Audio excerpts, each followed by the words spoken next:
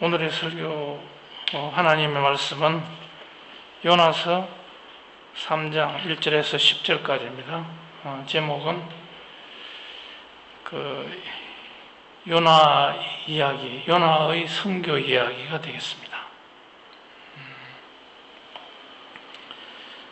지금까지 우리가 열왕기 하를 계속하면서 열왕기하 14장 25절 말씀에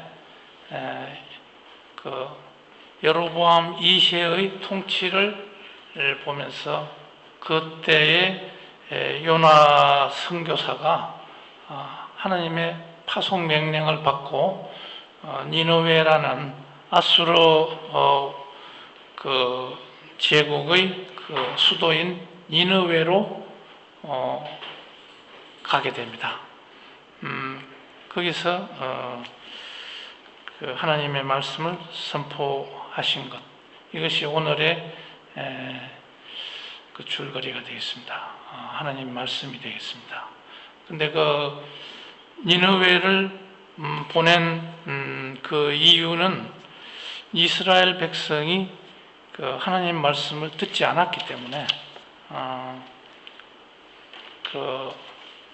하나님 말씀을 안 듣기 때문에 차라리 이방 백성들을 선교해서 그 사람들이 돌아오는 모습을 보여줌으로 인해서 이스라엘 백성들이 오히려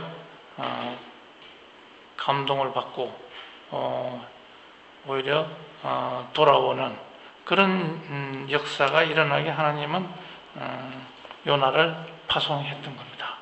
이 이야기는 마태복음이나 누가복음에서도 예수님이 2000년 약 750년 후에 예수님이 오셔가지고 예수님이 말씀을 바리새인들에게 하시면서 이 요나 이야기를 하십니다.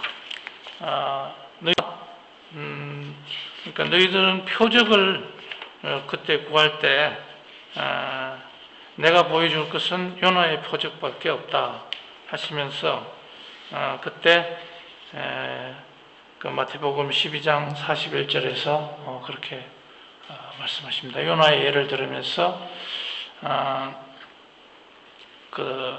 요나가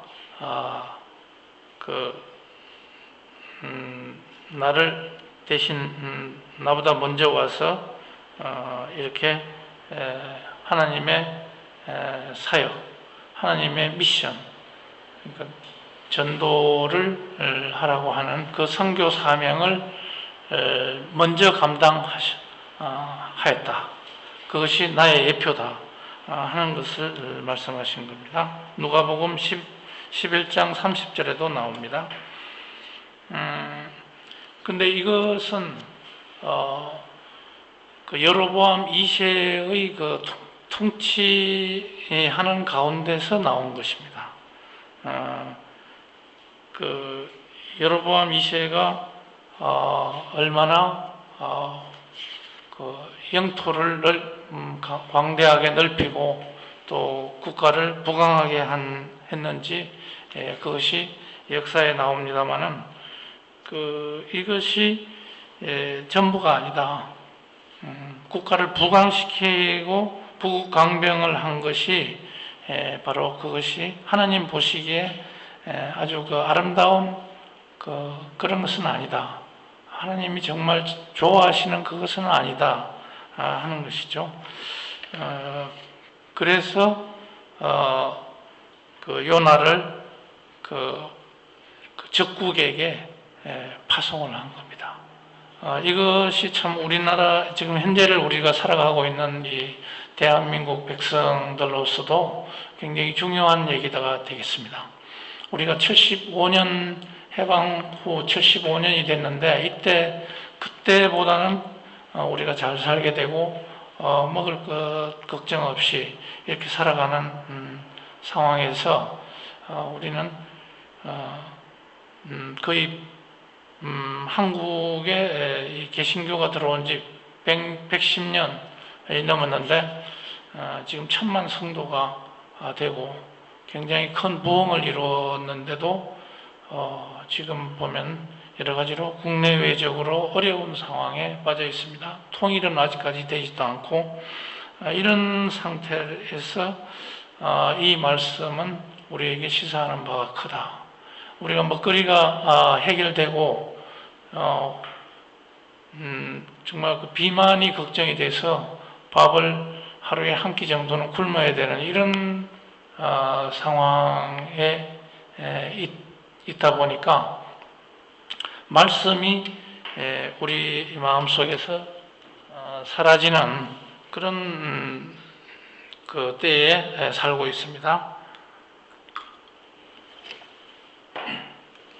그래서 개인적으로라든지 국가 또 큰 법인 단체들 이런 단체가 잘 살고 부강하게 된다고 할지라도 그것이 그 조직체 또 그 개인의 머릿속에 하나님의 말씀이 살아 움직이지 않는다면 그것은 참 큰 일이다. 결국은 멸망할 일이 될 수밖에 없는 것이다.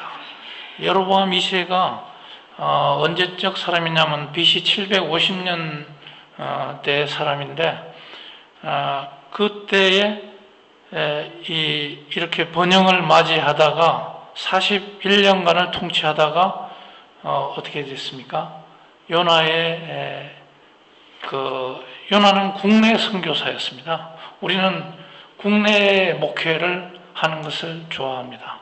해외에 오지에 아프리카 오지에 나가서 선교를 해라 하면 굉장히 걱정부터가 앞설 수 있고 특히 일본에 가라 또 북한에 가서 하나님의 말씀을 전해라 하나님의 음성이 들려왔을 때 바로 북한에 가서 죽으라는 얘기가 될 수도 있기 때문에 굉장히 위험한 이런 선교 사명을 요나는 하나님께 받았던 겁니다.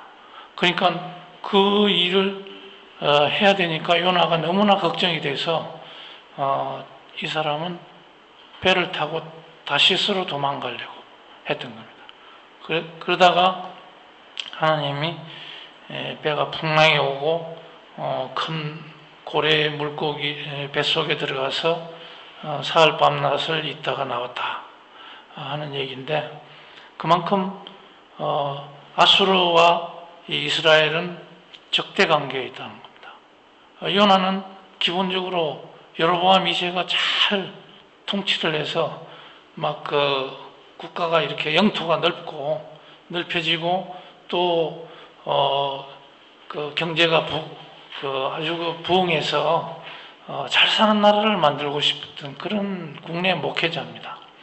근데 하나님이 바로 적국에 가서 그 사람들을 회개하게 하라 하니까 도저히 이게 발걸음이 떨어지지 않는 것이다.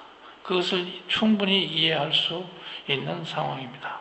우리가 일본에 가서 만약에 지금은 평화 시대입니다만은 우리를 강점하고 있던 시기에 일본에 가서 일본이 사람이 잘 되도록 해달라고 하나님께서 명령하시면은 가기가 힘들은 발걸음이 떨어지지 않는 것처럼 또 지금 김정은이가 통치하고 있는 북한에 가라 했을 때 정말 죽음을 각오해야 되는 그런 상황까지 염두에 둬야 된다. 근데 여로보암 2세는 어떤 사람인지 우리가 좀 알아봐야 되겠습니다. 그 사람은 예후의 손자였습니다. 자기 아버지가 아하스라는 사람인데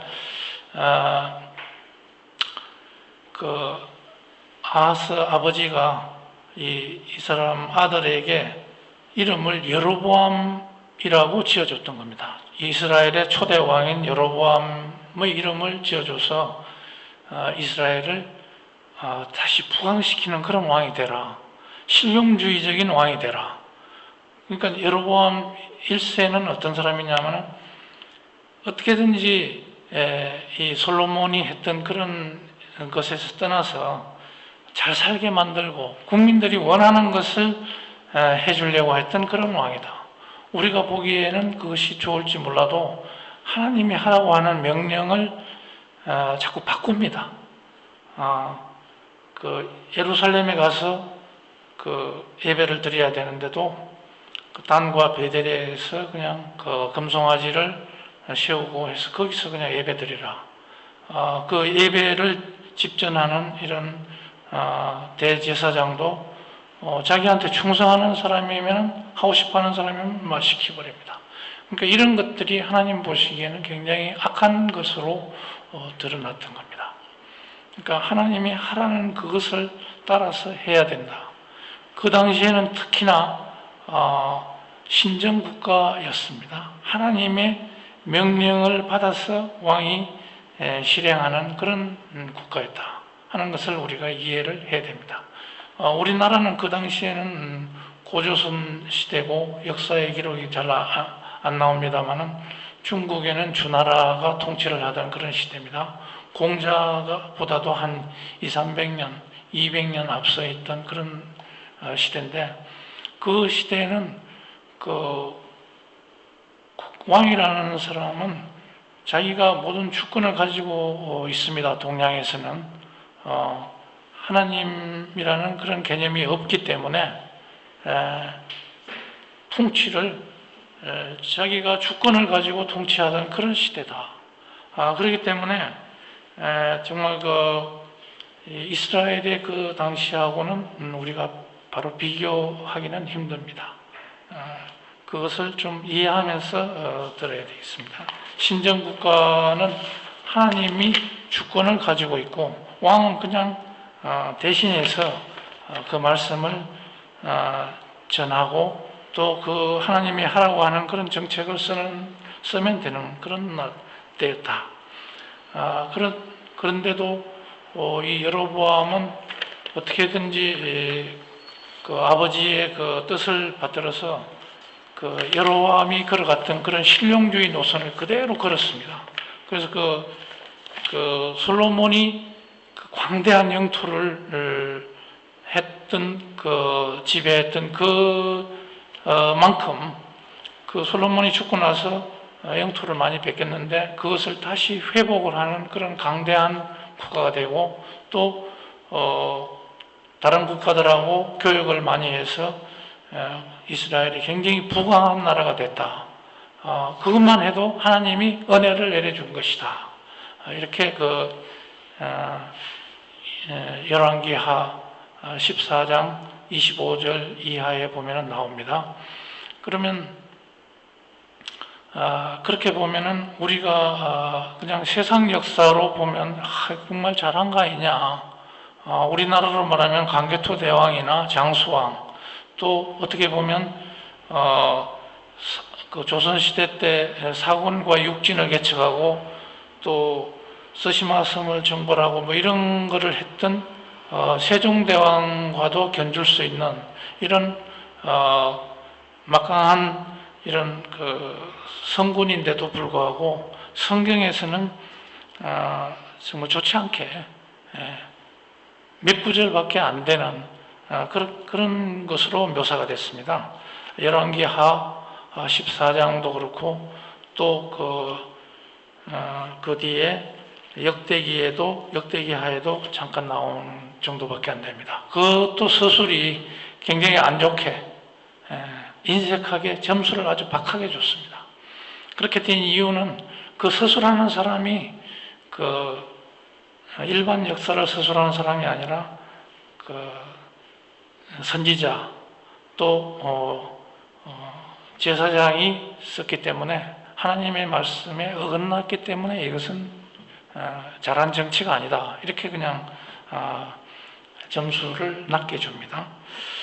그런 상황에서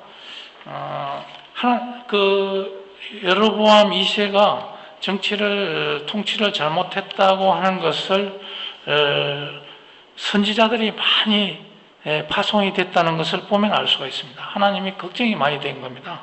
그래서 국내 선지자로 있는 요나도 해외에 파송을 시키고 아모스 남쪽에 있는 선지자 아모스도 보내서 북이스라엘을 좀 하나님 말씀을 전하라. 호세아도 보내서 하나님 말씀을 전해라. 이렇게 해서 그 북이스라엘이 아무리 잘 살고 있지만은 그 사람들이 공의가 없어요. 그냥 돈 많이 버는 사람이 그냥 압질을 하고 갑질을 하고 이런 상황에 있었기 때문에 하나님은 그 신음하는 그런 백성들을 구하고 싶었던 겁니다. 구원하고 싶었던 겁니다. 그런 것을 보면서 정말 성경 말씀대로 여로보암 2세의 통치라는 것은 그것이 하나님 보시기에 정말 좋은 것은 아니었다. 이렇게 우리가 볼 수도 있겠습니다. 그러면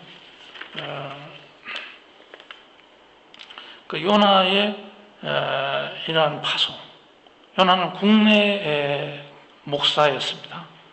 그 사마리아 그 왕국 그쪽을 하나님을 믿게 하는 그런 것보다는 그 통치권자들에게 어떻게든지 조창기도회 같은 그런 걸 많이 해서 국가가 부흥되는 그거를 많이 생각했던 사람이다. 그랬는데 하나님이 이것은 아니다 이렇게 판단하신 겁니다. 이스라엘 중심적으로 생각하는 바로 이 사람을 달랑 들여다가 이 압수로에 가서 말씀을 전해라.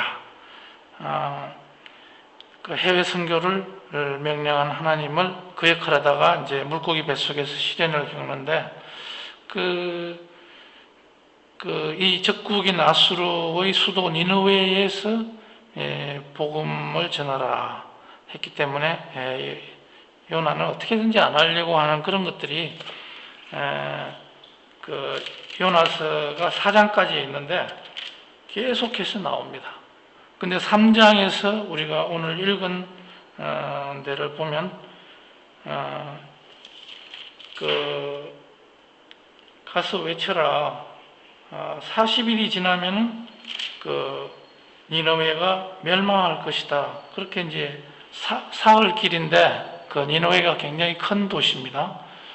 사흘 길을 걸어서 그렇게 건성으로 얘기를 합니다.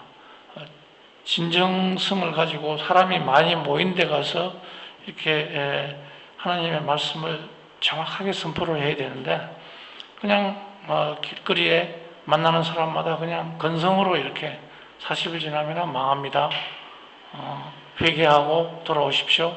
이렇게 그냥 지나가는 말로 하는데도 이 니느웨 백성들이 먼저 그것을 깨닫고 이 사람들이 회개를 하기 시작합니다. 평양 대봉 때 그렇게 사람들이 울고 불고 하면서 이렇게 뉘우치고 회개하는 것처럼 이 니느웨 백성들이 그렇게 했기 때문에 그 당시에 한 100만 정도 될지 모르겠는데 그 많은 사람들이 뉘우치니까 거기에 통치자까지도 왕까지도 막 베옷을 입고 조복을 입고 굵은 배를 입고 제에 앉으니 이런 말이 나오죠. 그렇게 해서 왕이 직접 회개를 하고 니느웨 백성 전체가 이렇게 하나님 말씀으로 돌이키기 때문에 이 요나는 굉장히 기분이 안 좋았습니다.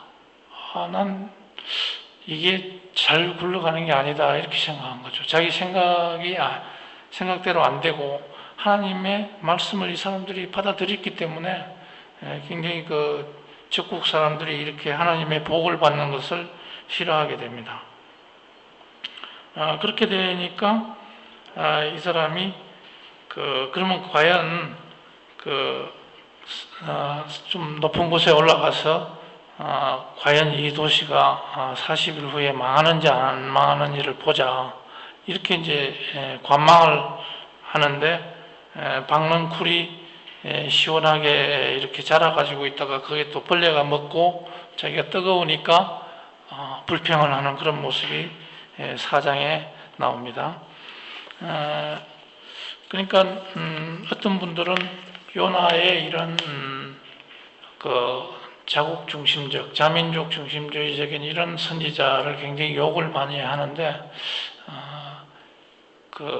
아주 하나님의 말씀을 거역하려고 하는 이런 선지자가 있나 하면서 굉장히 안 좋게 요나를 그렇게 평가하는 사람도 있는데, 하나님은 이런 사람 한 번 찍은 사람은 끝까지 그 사람을 놓지 않는 이 요나의 마음 속에는 정말 하나님을 공경하는 이 마음이 있기 때문에, 그 중심에는 그런 마음이 있기 때문에 하나님은 끝까지 요나를 쓰십니다. 그렇지만 요나의 마음 속에는 이스라엘을 사랑하기 때문에, 얼마나 이스라엘을 사랑하면 그거 가고 싶지 않은 겁니다. 그것도 하나님은 또 고려하셨을 것이라고 생각을 합니다.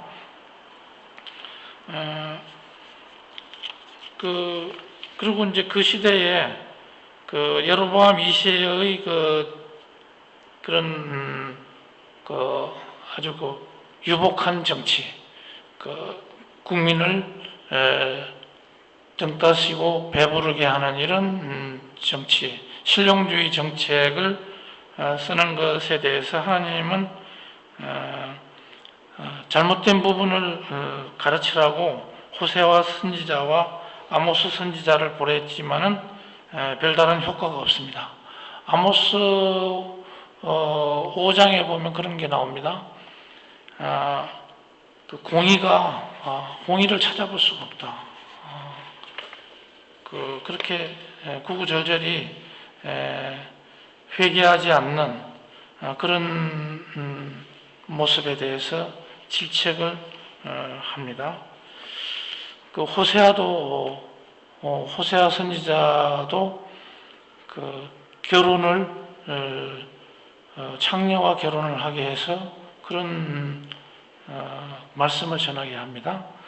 그만큼 이스라엘 백성이 하나님의 말씀을 저버리고 다른 길로 가고 있다는 것을 경고하셨지만은 결국은 돌아오지 않기 때문에 이 여로보암 2세가 이렇게 잘 국가를 부강시키고 했다 손치더라도 722년, 한 30년 후에는 아수르에게 멸망하고 맙니다. 그래서 북이스라엘은 그때부터 완전히 없어진 거죠. 그리고 남유다마저도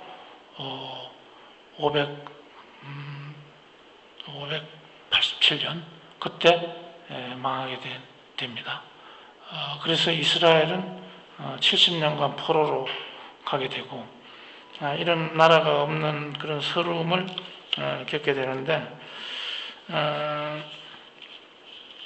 그래서 이런 과정을 보면 열왕기를 보면서 이런 선지자들을 파송하고 그래서 돌아오라 이런 것을 보면 우리나라의 그 상황하고도 상당히 많이 겹쳐지기 때문에, 그리고 개인들도 마찬가지입니다.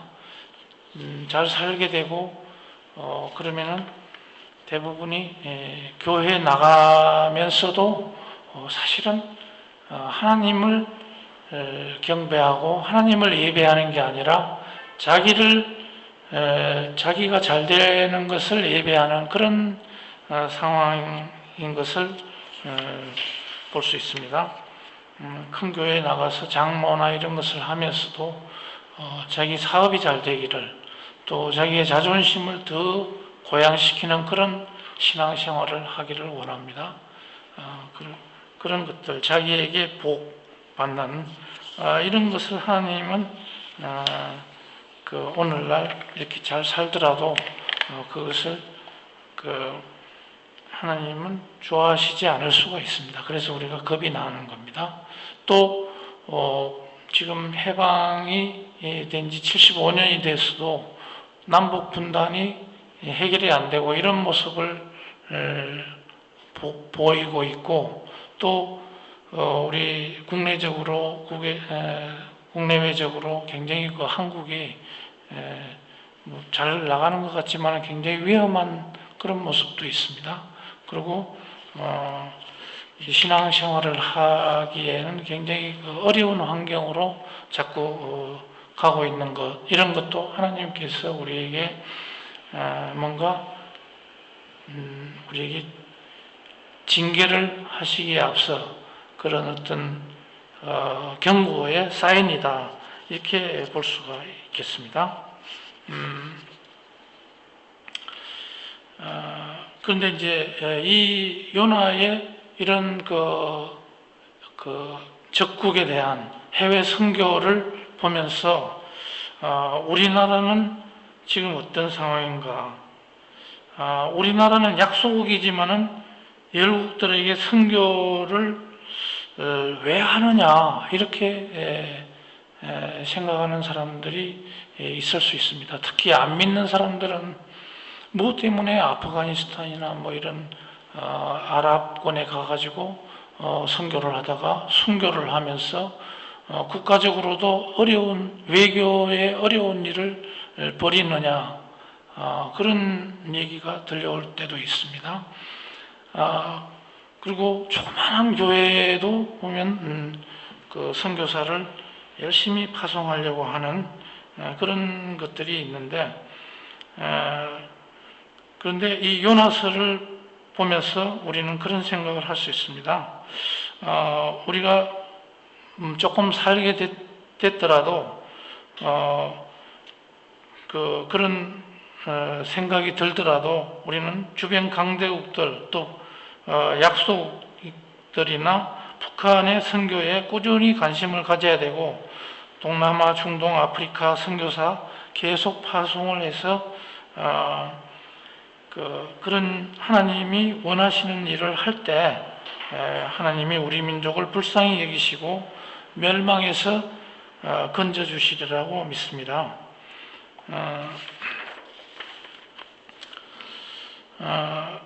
그 요나서의 요나의 이러한 마지못한 그런 선교에도 니느웨 백성들, 어마어마한 니느웨 백성들이 바로 돌아왔다 하는 것을 우리가 볼 때, 우리가 길거리에 나가서 정말 그 선교를 복음을 전하면은 이 코로나 시대에 죽음이 너희들 목사가 아니냐, 이런 말이 바로 튀어나오는 것을 제가 듣습니다. 그렇더라도 그것을 선포해야 된다. 우리가 성경 말씀만 많이 배우고 내 속에만 두고 있다면 그 하나님이 절대 그 좋아하시는 것이 아니다. 어려움이 와도 손가락질을 당해도 국내 선교도 해야 되고 또 해외 선교도 해야 된다 하는 것을 요나 선지자를 통해서 우리가 알 수가 있겠습니다. 그리고 그 요나는 우리에게 메시아로 이 땅에 오신 그 예수 그리스도의 모형인 것을 알 수가 있습니다. 예수님이 그런 말씀을 하시죠. 요나가 밤낮 사흘 동안 물고기 뱃속에 있었던 것 같이 인자도 사흘 동안 있으리라. 심판 때에 니느웨 사람들이 일어나서 이 세대 사람들을 정죄하리니 이는 그들이 요나의 전도를 듣고 회개하였음이거니와 요나보다도 더 큰 이가 여기 있다. 그러니까 예수님은 그 요나도 굉장히 큰 선지자지만 그 선지자보다 더 크다. 내가 더 크지 않냐. 나는 바로 구세주다. 이렇게 말씀하시는 겁니다. 그러니까 요나에 대해서 나쁘게 설교하는 분들도 있는데 예수님은 굉장히 요나를 좋게 보신 겁니다. 하나님도 좋게 보시고 그래서 요나의 이야기를 인용하는 것이 되겠고, 예수님이 그 죽음과 부활을 잘 이해시키기 위해서 이 요나 얘기를 들려주신 것이고, 그 이방 나라와 모든 민족에게 복음 전파하기를 원하신 것이고, 그래서 나중에 사도행전 1장 18절에 보면 제자들에게 대위 명령을 내리시게 됐다. 그러니까 이 요나는 어떻게 보면 최초의 이방 선교사다, 이렇게 볼 수가 있겠습니다. 그 다음에 이방 선교의 대가가 바로 사도 바울이 되겠습니다.